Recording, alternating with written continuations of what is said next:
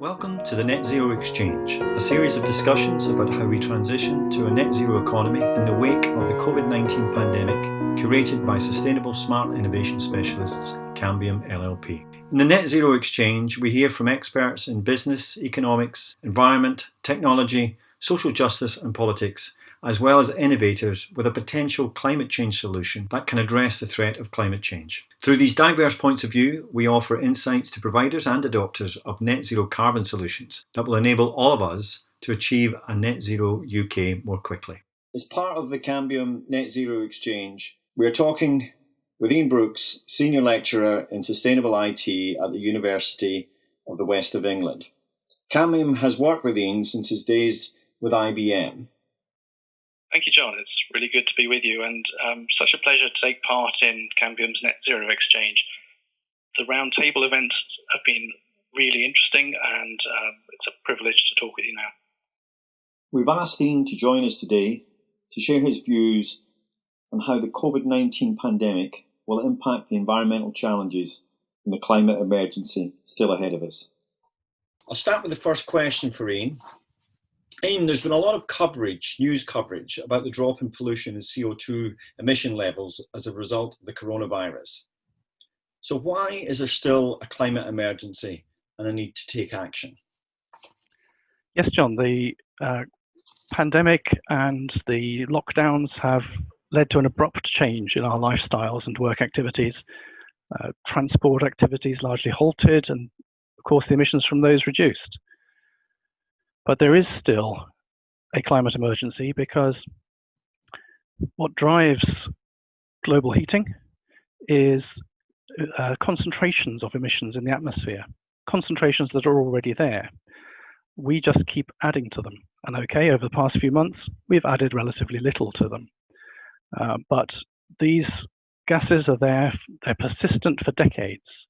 So what we've already put in the atmosphere continues to drive the climate emergency. We need to make reductions year on year, permanent reductions in emissions, to reach a net zero well before 2050. And whilst this year, through the pandemic, we've achieved some short-term reductions, actually it's bounced back surprisingly fast. There has been some immediate impact. The International Energy Agency estimated about an 8% emissions reduction. Indeed, the Integrated Carbon Observation System observed emissions reduction of 17% in April compared to 2019. But it's bounced back. And now we're back to really only about 5% below 2019. What's the total 2020 impact going to be? Probably between 4% and 7% reduction in total. We need to repeat that year after year after year.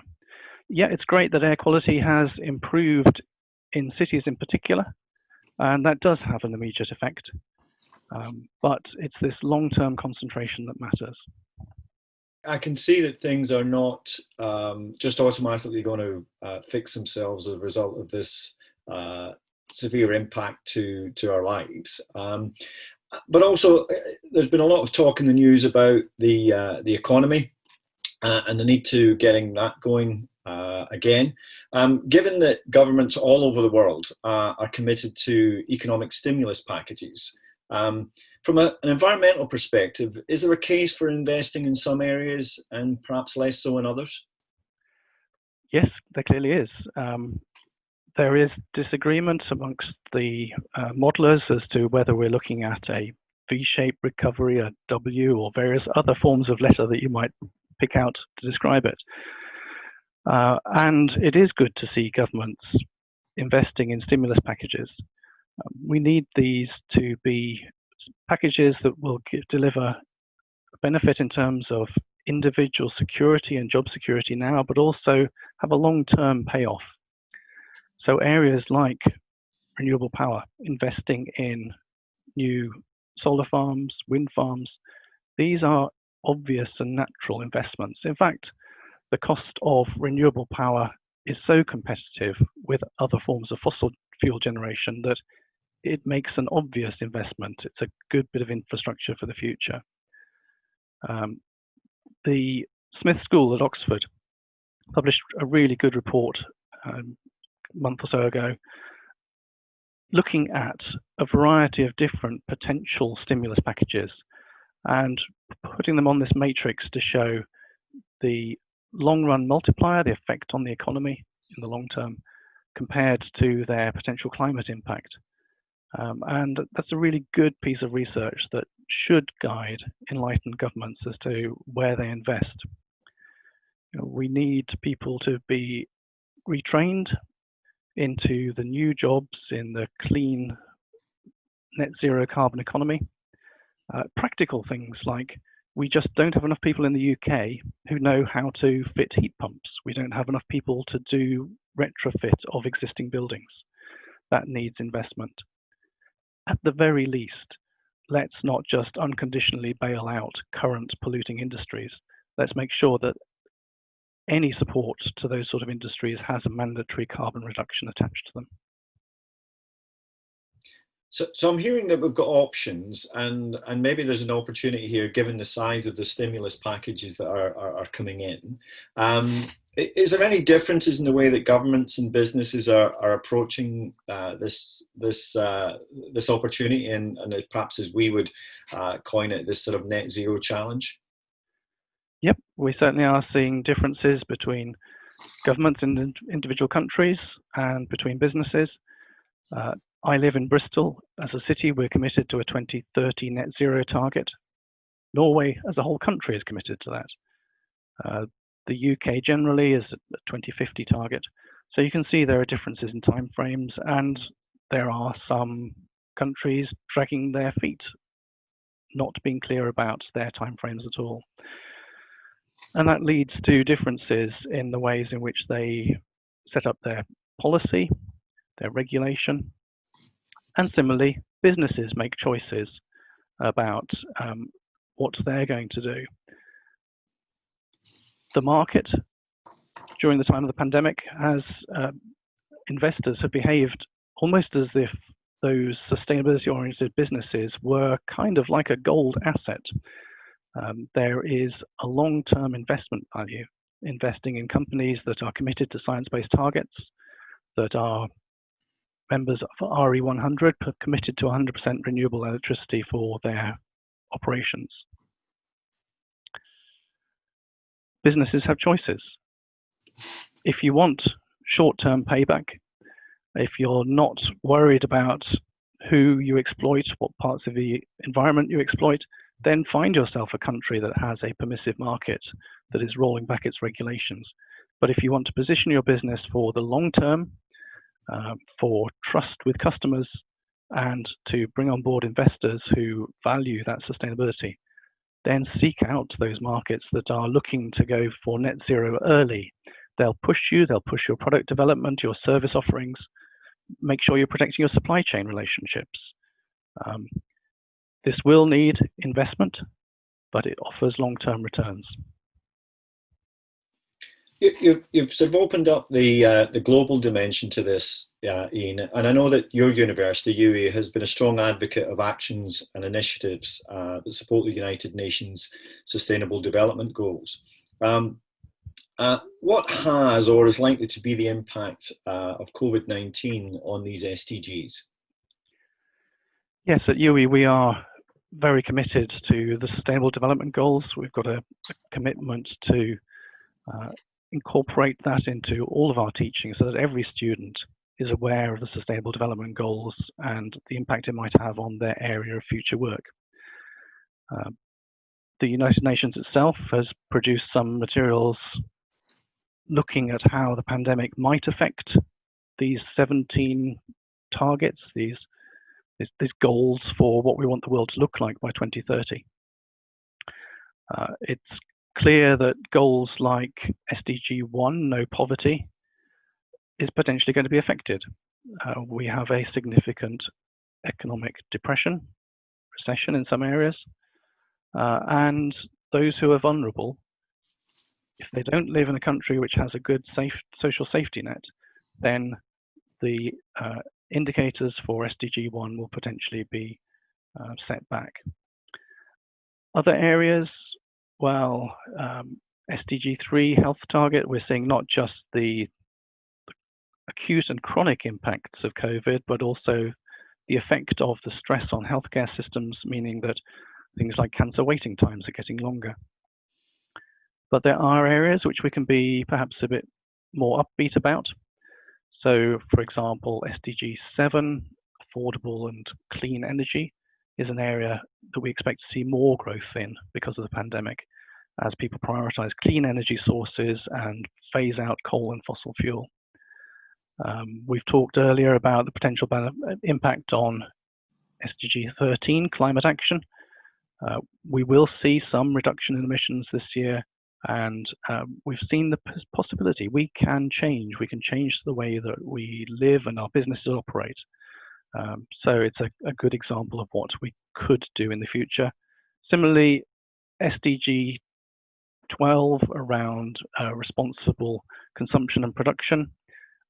We are seeing more question about how our products are made and how we can reuse them.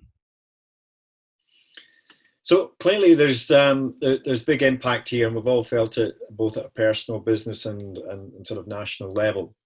And clearly some work, an important work to be done here as we recover from the pandemic and continue to address the climate emergency. As you made clear in one of the early slides, is it hasn't gone away just because we've reduced our travel and consumption for a period of time. What new initiatives is your university taking on, either in a direct response to this, but also just the general climate emergency overall? UE as a university has declared climate and ecological emergency, and we are responding to that. Some of our older initiatives, since 2016, we've been buying 100% renewable electricity for use on campus. So we've already demonstrated some of the shift that we need to see in society. We've committed to map all of our degree programs against the Sustainable Development Goals to identify what students need to learn and where in the course they are learning that. And then there are other things like we've just recently announced that UE will play a leading role in the new West of England Digital Engineering, Technology and Innovation, DETI initiative. So areas like additive layer manufacturing, 3D printing, can help to reduce waste, reduce transportation emissions. There are areas in which we can use digital transformation to accelerate our movement towards the Sustainable Development Goals. Personally, I lead the core module on our Environmental Consultancy Master's course, Environmental Business Skills. And we are committed to developing the people who will help deliver the future better economy. The course is already accredited by the Institution of Environmental Scientists and by the Chartered Institution of Water and Environmental Management. We're just awaiting our accreditation from IEMA, the Institute of Environmental Management and Assessment. And this course is suitable for new graduates or indeed for those who are making a career change, as in fact was my case. I did the master's course a few years ago as a student and think that it's so important that I now teach on it.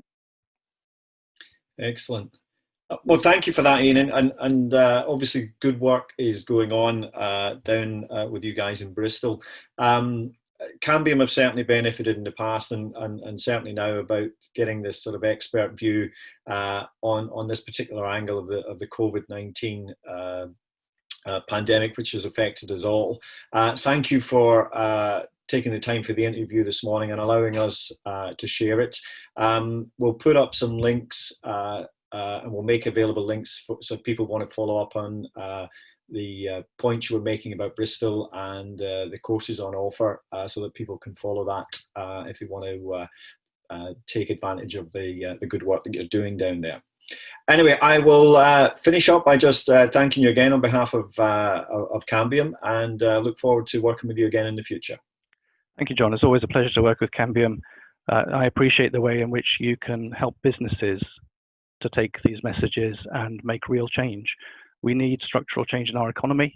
Businesses are at the heart of that, and there is a business development opportunity for those businesses that take the right path. Thank you, Ian. That's it for this episode. If you enjoyed it, please give us a thumbs up or leave a comment. To keep up to date with our discussions on the Net Zero Exchange, please subscribe, and if you would like to participate in the exchange and to express your point of view through blogs or interviews, please get in touch via the Net Zero Exchange group on LinkedIn. Links to our speakers, our LinkedIn group and our curators Cambium LLP are provided below. Check out their website for further essential insight on the implications for selling and marketing of any net zero carbon solution. You can also keep up to date on new net zero innovation activities in the UK in the lead up to the Glasgow COP26 Climate Summit taking place in November 2021. But for now, thanks for listening in.